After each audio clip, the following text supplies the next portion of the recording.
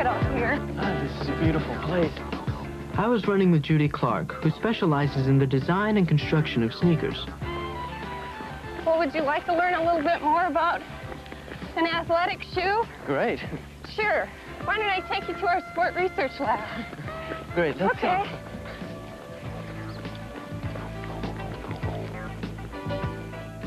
This is Dr. Tom Clark, our biomechanics specialist. Miguel. Hi, Miguel. Nice to meet you. Dr. Ned Frederick, director of our sports research. How do you do, Miguel? What is that? This is a foot. I understand you're interested in feet. Yeah, I want to know basically how they work. Yeah, well, we're very interested in how the foot functions in sports activities here in our research lab. Mm-hmm. And we'd like to make some measurements on you. One of the questions that's really been bothering me is that, like just now, we were running on the gravel. We were running on gravel and we were running on soil sometimes. And when I run in the city and running on the cement, you get tired quicker. And why was it that when I was running out here, I wasn't as tired? Well, one possibility is the impact that your body experiences every time your foot strikes the ground. Between 500 and 1,000 times in every mile of running, your body collides with the ground with a force about 2 or 3 times your body weight. So if you weigh 135 pounds like I do, your body weight would be around 270 if you're hitting the ground twice as much as your body weight. As a matter of fact, why don't we make that measurement on you right now? Oh, great.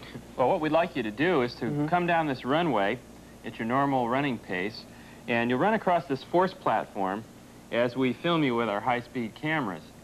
And what we are measuring with the force platform here is the vertical force that your body experiences when it collides with the ground. Now just jump on that platform for a moment and you can see over here the vertical force record.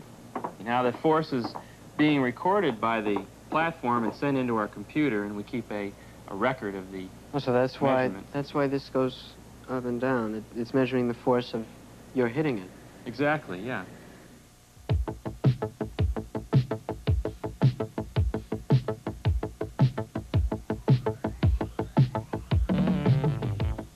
Miguel, why don't you hit return and we can look at the lower leg kinematics.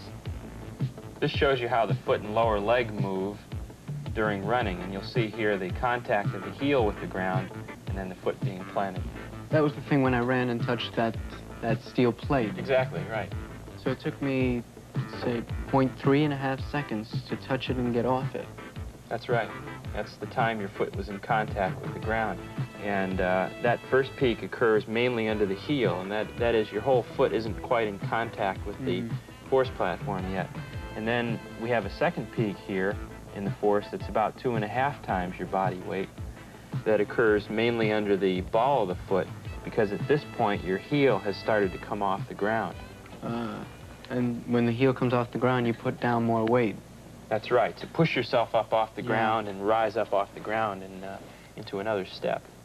You know, when I go to the store to buy sneakers, I can't make up my mind because there are so many different kinds and styles. What do you suggest for that? Well, the first thing you'd like to consider is the fit of the shoe. If the shoe doesn't fit, you're going to have lots of problems. Yeah, like calluses like that. Right. It's going to be very painful. Second of all, you want to make sure the shoe is comfortable. And by comfortable, not only fit, you want to have protection underneath your foot. Yeah. And that's called shock absorption. Oh, like And by when you're having- bouncing? Right. By having that protection underneath your foot, you're going to be protecting the rest of your body. Your ankles, your knees, your hips, even your shoulders are affected. Just that little cushion under your foot is going to do all that? Just that little cushion. The reason why we've designed this particular shoe is for soccer. We've incorporated these features for the specifications for an athlete that's playing soccer. This particular shoe here is a running shoe. And the reason that's the correct shoe to wear for running is that it will protect your feet when impacting the ground. Now, this particular shoe is a basketball shoe, and you can see the two differences between this construction and this construction.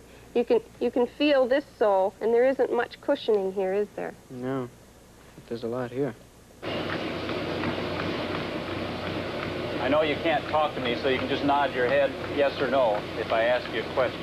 Dr. Daniels is the head physiologist at the lab. One of the tests he gives tells him how much oxygen athletes use wearing different types of sneakers. This will help determine the most efficient shoe. And we'd say, okay, you got about 2 more minutes.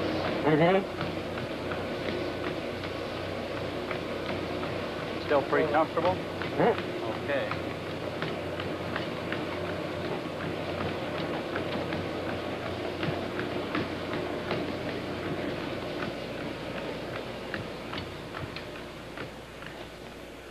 Okay, you can take the headgear off and the nose clip. It'll slobber a little, maybe. I'll get the nose.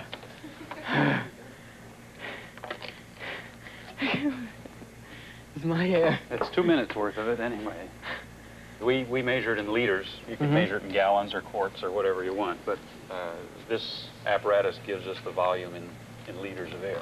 Just gonna plug that in there, and then it's gonna all go. Yeah. So what we have to do is we pull it into this, but we got to get an initial reading. It's 10.5. It just tells us it's starting with a certain amount of volume, and then we just switch this here, and then we'll just pull all this air into this large drum here. Oh, so it's just sucking up the air. Yeah. And this scale will just tell us how much air was in there. It goes a lot faster in here than it came out of your lungs. Be more moist as you breathed it in. So this is all the air you had. It's this much. Roughly, you took in about 140 liters of air. Don't the shoes slow me down? Wouldn't I be using less energy if I didn't have them on and I just ran barefoot? That's possible. I think the thing to do is to have you run some on the treadmill without the shoes on, and then just measure it and see. See if it's different running barefooted or with shoes. Let's try it again. Keep running till a mill stop.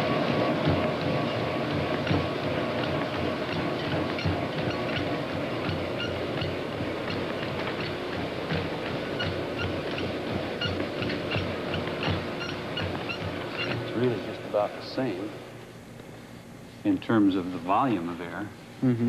But since you took out a little more oxygen out of the air that you did breathe, that means that you actually did consume a little more oxygen while you were running barefooted, which means it was a little more work for you to run barefooted than it was. Yeah, I felt it. Did it feel harder?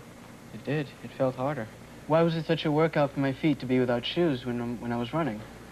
The treadmill, because of the hardness of the surfaces, it's a good way of simulating running on the road. So we think that what your body is doing is it's contracting its muscles a little harder, and it's positioning the limbs in a way that expends more energy so that it can cushion itself more and provide less shock to the musculoskeletal system. So what you're saying is that the shoe helps take most of the shock that the foot would be absorbing. That's right.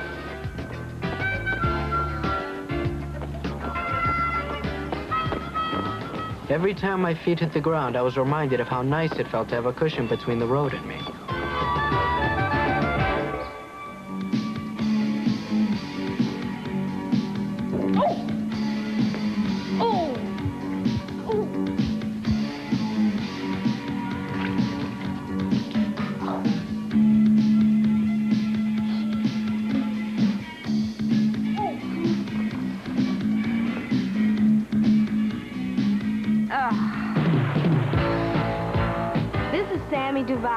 A world champion water skier.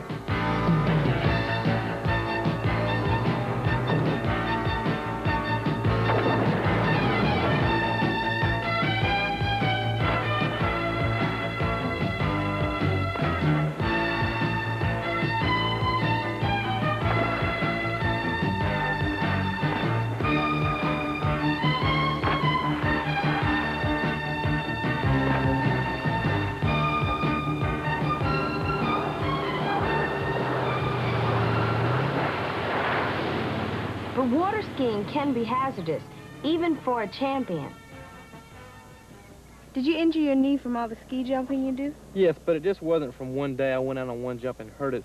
It was built up over just about 2 years of skiing. It started with a little bit of pain in the end of 1979 and early 1980, and then it progressively got worse. Well, very many people believe that the main part of skiing is your arms, but we have the most stress and the most amount of pressure on our body when we hit the ski ramp.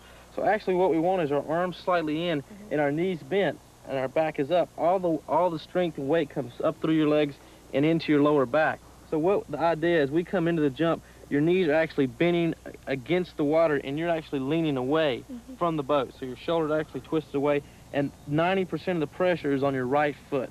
So your left foot is just kind of riding. When you hit the jump, you're actually, the force actually pushing you down and you're trying to stand back up into it. So that's where that battle comes and there's so much pressure and jarring action on your knees. Robin, this machine's called a force plate. I wanted to know more about how force affects the knee, so Sammy took me to meet Dr. Michael Fulton. Well, now, with this particular plate, we can measure those forces. Pop up here for a minute. Okay. Now, I'd like for you just to walk on this machine. Now, if you look at the lines or the little peaks that you generate, they're very small, so you don't have a great deal of force. Now, jog for me. Now, this demonstrates that the peaks are larger. You're generating more force. Has a potential to cause injury. Now let's have you jump. That girl, one more time. Now, one more good one. In this case, you're generating great large peaks, meaning you're generating big forces that can cause significant injury. Robin, the knee probably is one of the most vulnerable joints in the body to injury. One of the reasons for the occurrence of injuries, of course, is the forces that this joint is exposed to, and the fact that it's not protected, it just sits right out in the breeze. Well, I started training when I was really young. I started dancing, and you kind of have to start when you're really young if you want to be competitive. But unfortunately, you get caught in a really paradoxical or catch-22 situation there, because you're in a situation now where you're trying to stimulate these tissues for adult strength, and they're not capable of it at that time. Dr. Fulton explained that the knee is made up of 3 bones, the femur, the tibia, and the kneecap. These bones are held together by ligaments. Inside the joint are cartilages. They act like the shock absorbers on a car by cushioning the impact on the knee. But cartilage has a poor blood supply, so if it's injured, it may not heal. This is an example of an x-ray of Sammy's knee. As you can see, it demonstrates the 2 bones, the top bone, the femur, the lower bone, the tibia, and then the kneecap or the patella. Unfortunately, x-rays only show bone, and in Sammy's case, he had a cartilage injury. So what do we do next? We had to go then to what we call an arthrogram. In this study, we introduced dye into the knee joint, and in a silhouette effect, we can tell if there's been injury to these soft tissues. Now, even newer advances have been made, and that's in the area of arthroscopy. With arthroscopy, we actually introduced into the knee joint a small fiber optic telescope. With this, we can look directly at all the tissues within the knee joint. It's also been advanced to the stage now where actually we can do some surgery on these particular tissues. After surgery, exercise machines are used to strengthen the muscles around the joints. Combined with the surgery on his knee, Sammy's exercises helped him continue his water skiing career. Without a doubt, this year has been my best year ever in my skiing career, and I think a large part of it had to do with seeing Dr. Fulton and building up the muscles around my knee for more strength in my legs, which really improved my jumping more than anything else and led to very many titles for me.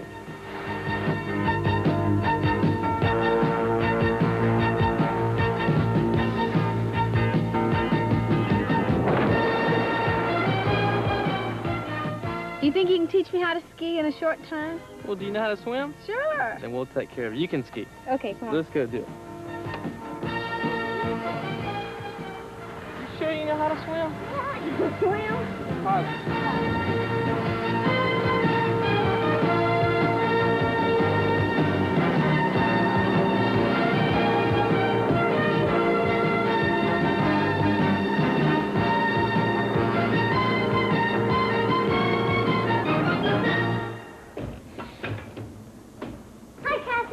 What you doing? Oh, well, I was jogging and exercising till I slammed my knee. Hey, looks like you wouldn't have any problem with that. Nope. This is my street hockey gear. Looks like durable stuff. Does that hurt? No. That? Nope. Nope. Ah, I bet I know one thing this stuff doesn't protect you from.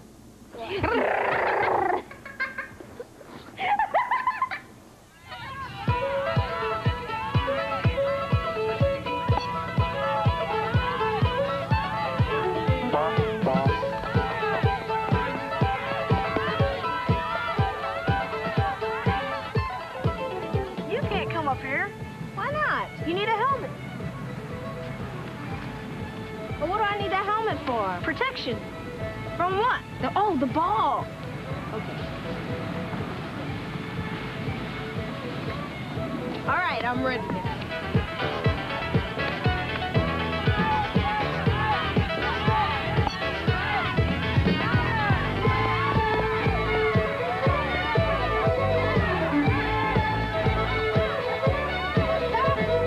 Enjoy the game? Yeah, it was fun. It was Now really you good. see why it's so important to wear protective headgear.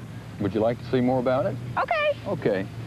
Mr. Keepers, a mechanical engineer, took me to the plant. This is where we manufacture the helmets. And the first thing we do is start with a foam. And I'll show you a piece of that.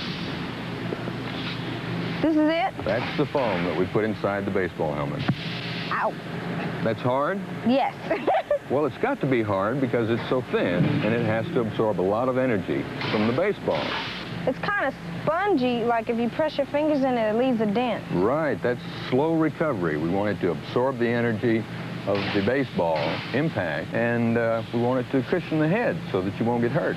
So if somebody gets hit by the baseball, then this takes most of the impact. That takes most of the energy from the impact. Instead of your head. Right. So this is what you do here. You put these things inside the helmet? That's right. We assemble the padding inside the helmet shell here. First, you'll put the pad through the glue machine, and that puts the glue on the outside of the pad. The shell is already glued on the inside, but the glue is dry. With the wet pad, she sticks it inside of the shell, and it attaches itself. So this protects their head while they play? That's right. And the sponge takes the impact? Takes the impact, absorbs the energy from the blow. So that you don't hurt your head? Right. What we're doing here is putting this pad on the shoulder arch so that we distribute the blow, just like we do in a baseball helmet or a football helmet. We want the blow to be distributed out as evenly as possible on the shoulder. Hit it one time on the shoulder. Oh, I hardly felt it. You know, I never thought there was any difference in foams. I'd like to see how you can tell them apart. Inside here is an accelerometer, and we get a reading from it on here when we pick this up and we impact the foam. What does accelerometer mean? That measures the amount of impact that the foam is undergoing and how well it performs under that impact. And this machine will tell you that? That'll tell us how well the foam does, yes. Oh, this looks like It's an ordinary kitchen sponge. It's very resilient. So it pops back real quick, just bounces right back, huh? Right. Well, this must not work very good on that machine. It doesn't, and we'll test it, and we can see how it works. Okay, so I get to take this way up here, Ooh, right? not that high. Got to go down here. This foam doesn't perform very well. Right about there. Just let it go? Just let it go. Okay. Now the machine will tell us exactly how it performs. Can we test the other one, too? Sure.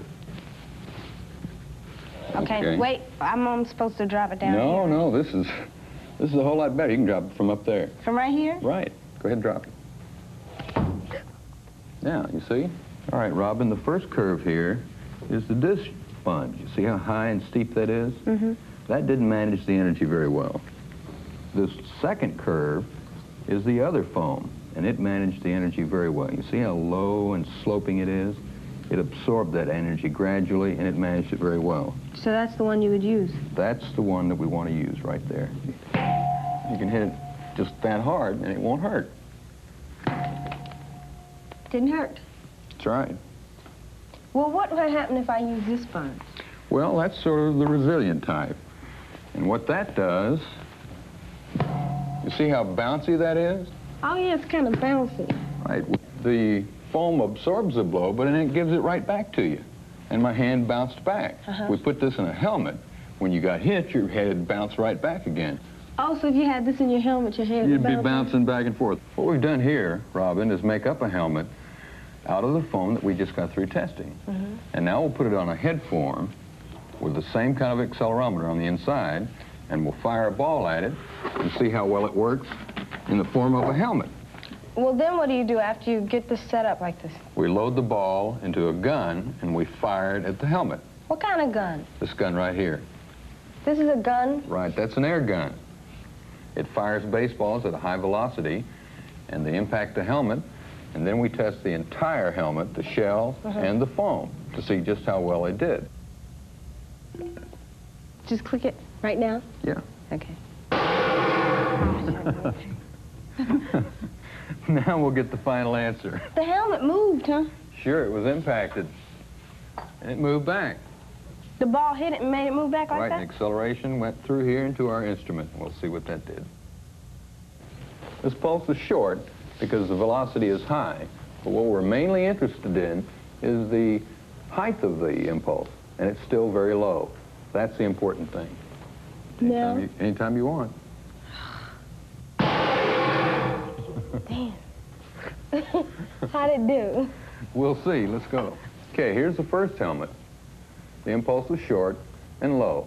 Here's the second, very high peak.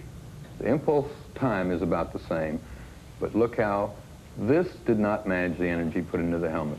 If you don't have the right protection on, that's what could happen to you. So if I got hit earlier while I was batting and I didn't have on a helmet, that's what it would do to my head? That's what it would do, and that would cause a serious injury.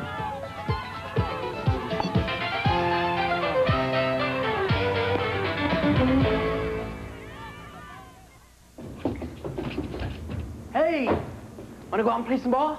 Ugh. Oh, no. Come on. You know what your problem is? You never get out. You never go out and get some exercise. You never do anything. If you went out and exercised, maybe you'd have more energy like me. Oh, yeah? Yeah? Yeah. You want exercise? You want exercise? You want active? What did I say? 321 Contact is a production of the Children's Television Workshop.